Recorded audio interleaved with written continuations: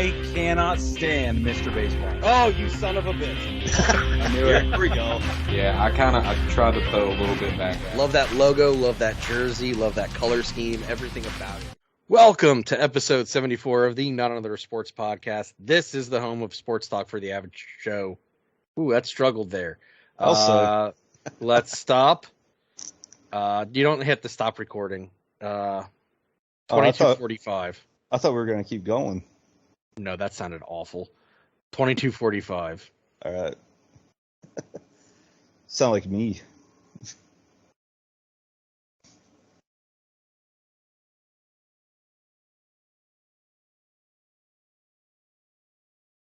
Welcome to episode 74 of the Not Another Sports Podcast. This is the home of sports talk for the average Joe. My name is Jason. I'm David. Hey, thanks for joining us for this episode. We're going to get right into it here. Well, first off, before we get into it, I want to thank everyone who took the time to listen and watch our last episode on all the services. We really appreciate. We haven't done this in a while, and I feel like this is the time to do it. Yeah. We really appreciate everyone who takes the time out of their lives to spend an hour or so with us just bullshitting about sports and talking out of our ass. I mean, we're well aware we're not changing the world with what we talk about, and the fact that any of you take the time to include us in your routine, we appreciate it. Absolutely. The fact that we had as many people as we did watch us on the last episode was just mind-blowing. Yes, I think the total was 39 at that point. And that's a lot for us. Yeah. But I think, for me, I think that gives us more reason to do some more game videos and grow on that. I think that's something people were interested in, clearly.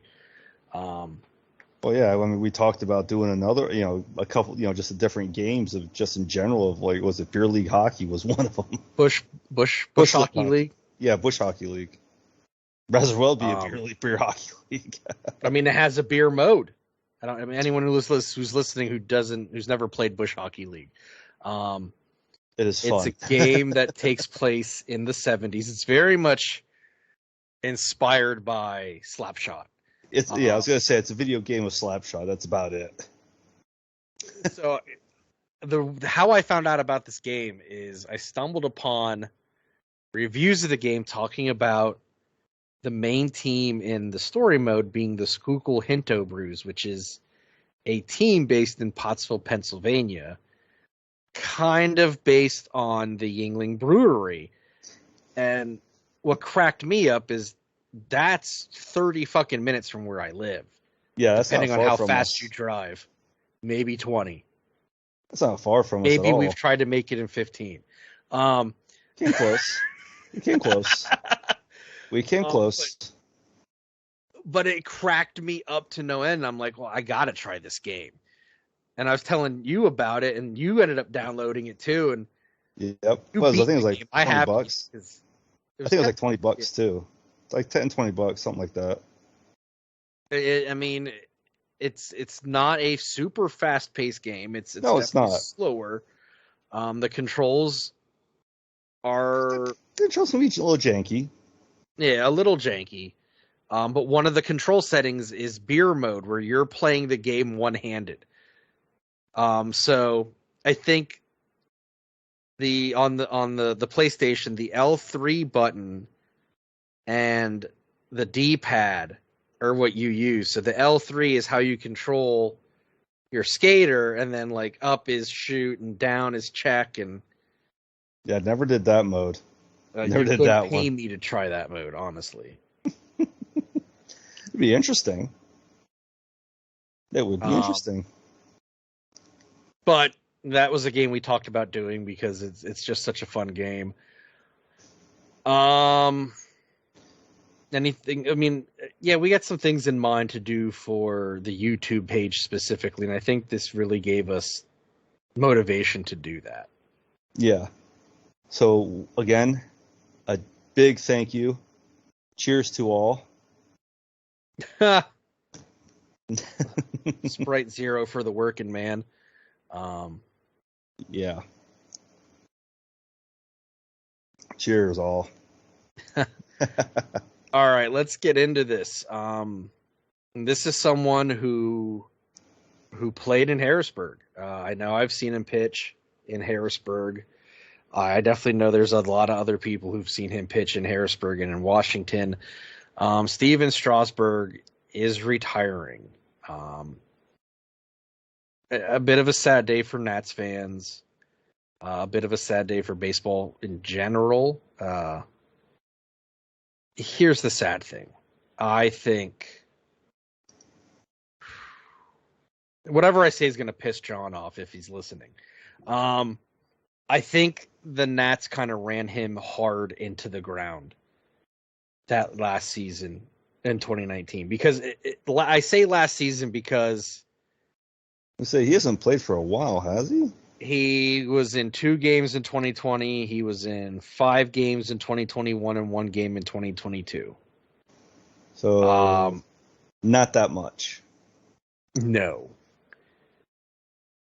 I mean, And he came in super touted because he could throw 105. He was a hard throwing pitcher. And I think the word I used in the Baseball Together Fantasy Baseball League chat is they kind of abused his talent. well, when you can throw like that, yeah, I mean, a team that's going to, you can kind of see that. You can kind of see that where that is, because you can throw over 100. You know, anybody that can throw 100 plus, they're definitely going to want to get you out there as much as possible, because you're going to have a high potential to win games. And I mean, he came in during that time period where guys were going super late into games, and 100 pitches a game by the 9th inning was the norm. Now we see some guys hit 100 pitches by the 6th. It's an entirely different game for pitchers now than it was then. But I think, because he had injuries before. I mean, this isn't a new phenomenon with him, but it's shocking how hard they used him and the amount of damage that was done to him. Because I read somewhere that he would try and lay on his arm to try and get feeling into it, because the damage to the nerves were that severe. Yeah, that's not good. Yeah, that's not good that's even a thing. I mean, nobody ever should have to do it. I mean, so the question is now, is a Nats, I mean, he's retiring. I mean, well, not really. He's going to get paid, and he deserves it. I'm totally honest. What's left on his contract? That's what I was talking to John about, and he couldn't think of it off the top of his head. Because I'm trying to find it here, and I'm not able to find it. I will say, Strasburg had surgery for thoracic outlet syndrome, a nerve and blood disorder that involved removing a rib and 2 neck muscles. Oh, good Lord. The fact that anybody can throw with that. Yeah, I mean, he made one phenomenal. start in 2022. He pitched 4 2/3 innings, and he went back on the injured list. He's only thrown 528 pitches in the majors after signing a $245 million 7-year contract in December of 2029. And did not report to spring training earlier this year after experiencing a setback. So, I mean, the nerve damage is that severe. So maybe I'm wrong. Maybe, I'll own it. I'm wrong. Maybe the Nats didn't write him as hard as I was expecting. I didn't realize he had a nerve and blood disorder. So that's on me. I'll own it. I'm sorry. Well, according to ClutchPoints.com, as of 11 hours ago, Nats still owe him $150 million in retirement. He'll get that in the back end. Yeah. So his full contract. He's on one of them Bobby Bonilla deals, I'm sure. His full contract was for, looks like, $245 million. So despite his retirement, he's definitely going to be making bank. That's right. He had Tommy John surgery early in his career. Yeah, looking at the list, he definitely had It had is his fair share of surgeries and injuries and things like that. Which, again, anybody who has that type of history just with injuries is definitely looking at probably an early retirement just because of all that. I mean, your body can only take so much. I mean, innings pitched, we're looking at 1,470 innings pitched in a 13-year career. Numerous seasons of double-digit wins. I mean, let's get into this here. I'm thinking he should be a Hall of Famer when it's his time. I was going to say that was going to be my next question. Is he Hall of Fame worthy at this point? Because looking at his career highlights, 3-time All-Star, World Series MVP, Babe Ruth Award, All MLB First Team, Silver Slugger in 2012, NL wins leader, NL strikeouts leader, Gold Spikes Award, and yeah. So he definitely has his fair share of awards. Looks like in medals in Beijing, he has a bronze and a gold for the national teams in the World University Championship. So he definitely has wins behind him.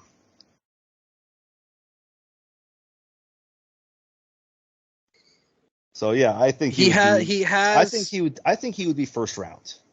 When eligible, I think he'd be first round.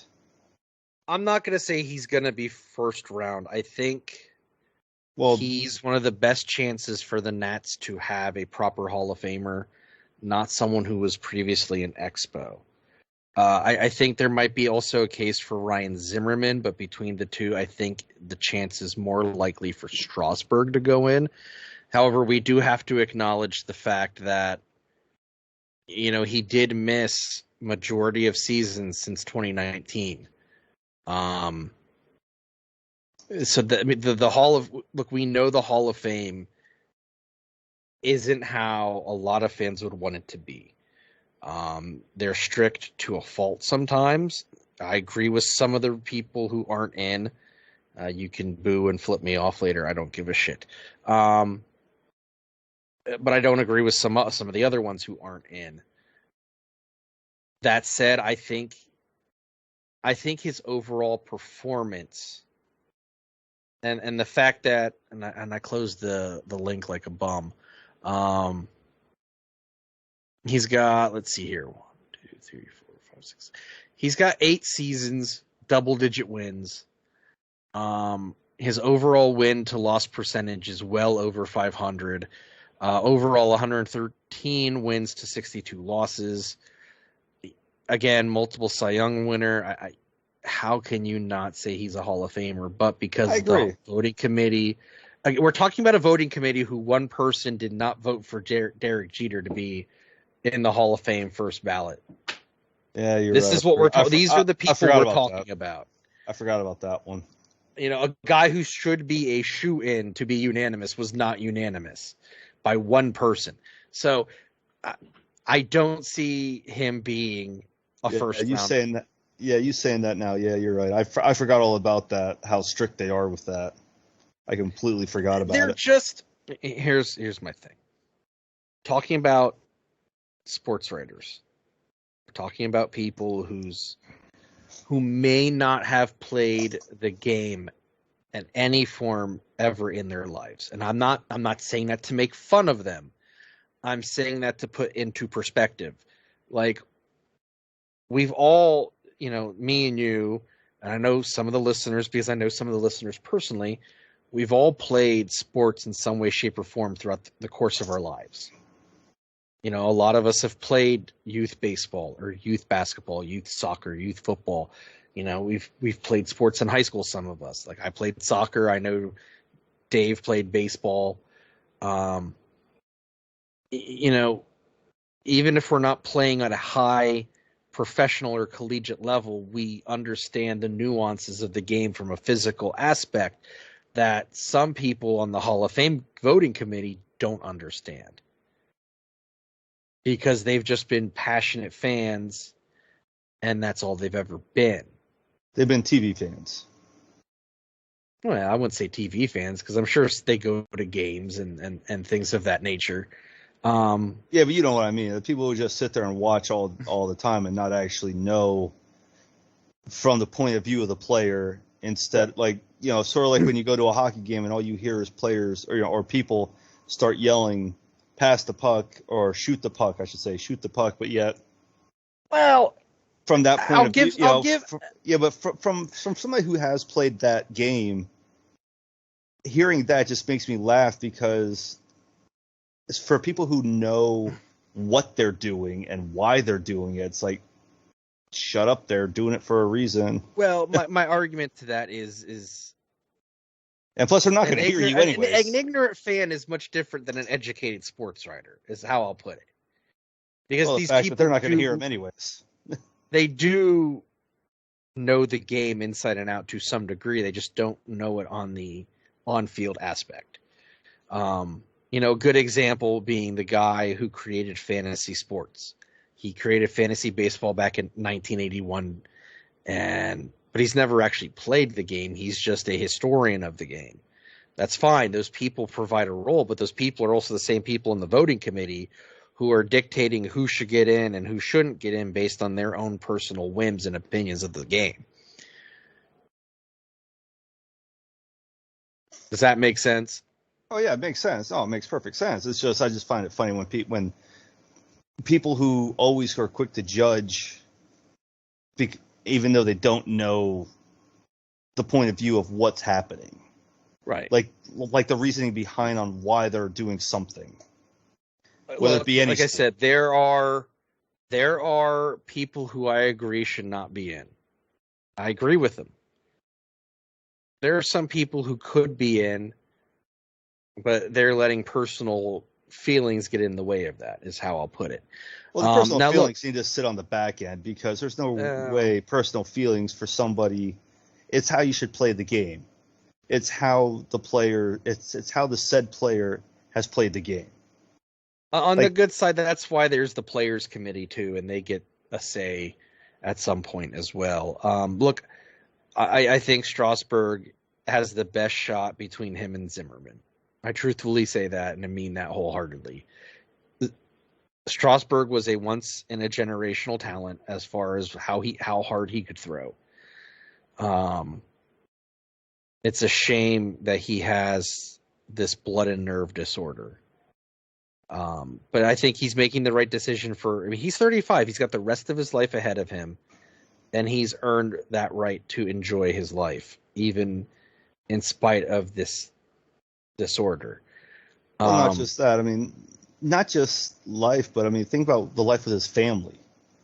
Right. Not just with the sport. Well, that's what I was using his life as kind of a catch-all.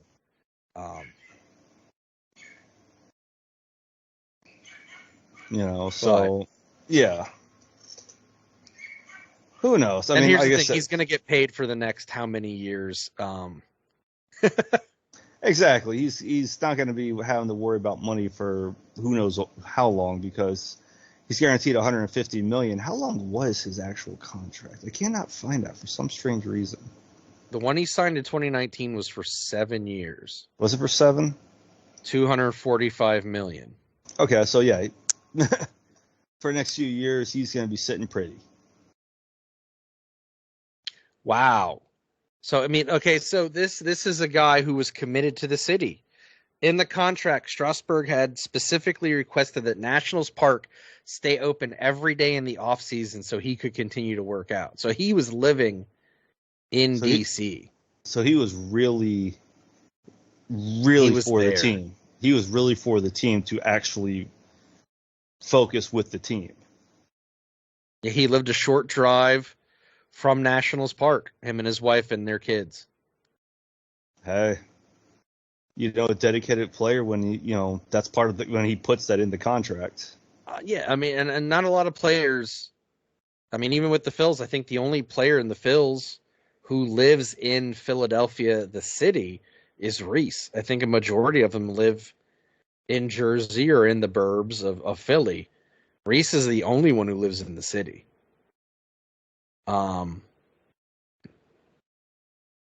But a well-earned Hey. retirement. Sadly, it had to be because of his health.